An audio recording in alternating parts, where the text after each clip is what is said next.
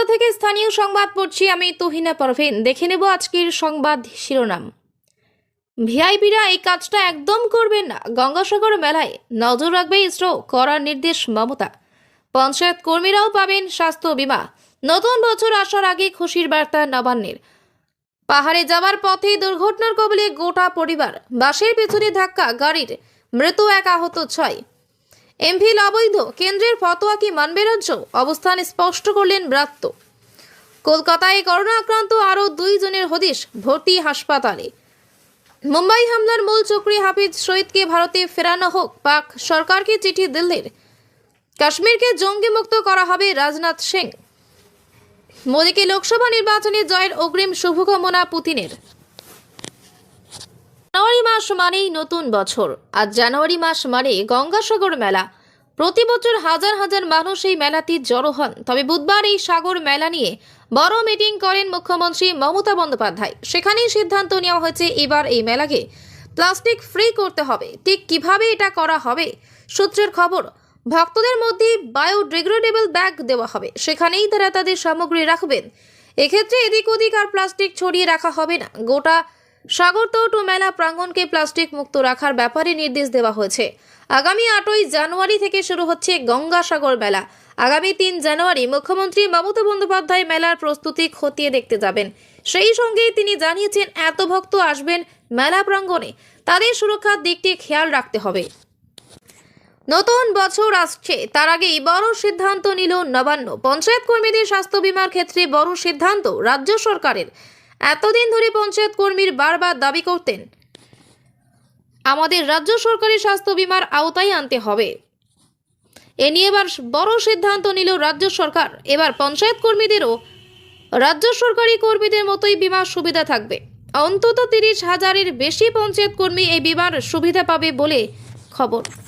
পাহাড়ে যাওয়ার পথে ভয়াবহ পথ দুর্ঘটনায় মৃত্যু হলো এক যাত্রীর।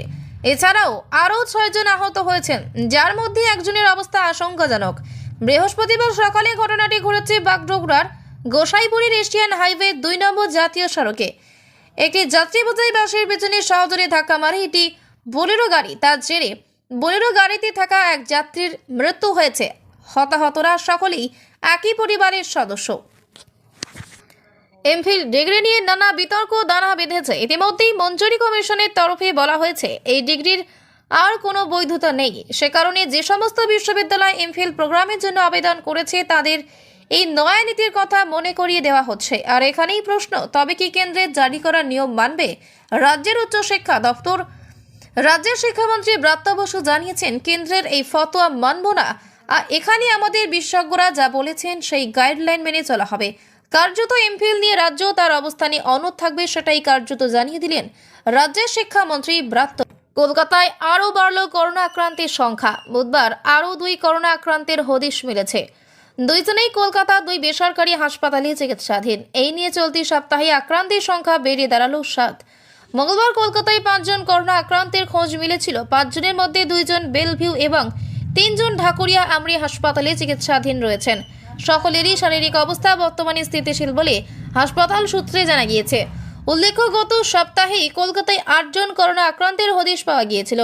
দেশ জুড়ে উদ্বেগ বাড়াচ্ছে করোনার নতুন সাব ভ্যারিয়েন্ট JN1। তবে বাংলায় এখনো পর্যন্ত এই উপরূপে আক্রান্তের খোঁজ মেলেনি।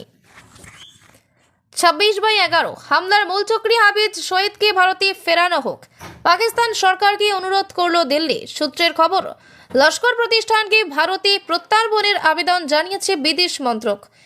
এই জঙ্গি নেতার প্রত্যার্পণের আইনি প্রক্রিয়া শুরু করতে চেয়ে চিঠি দিয়েছে কেন্দ্র। সূত্রের খবর, সরকারিভাবে ভারতীয় বিদেশ মন্ত্রকের তরফে চিঠি দেওয়া হয়েছে পাক সরকারকে। চিঠিতে বলা হয়েছে, হাফিজ সইদকে ভারতে পাঠানো হোক, দ্রুত শুরু হোক প্রত্যার্পণের আইনি প্রক্রিয়া।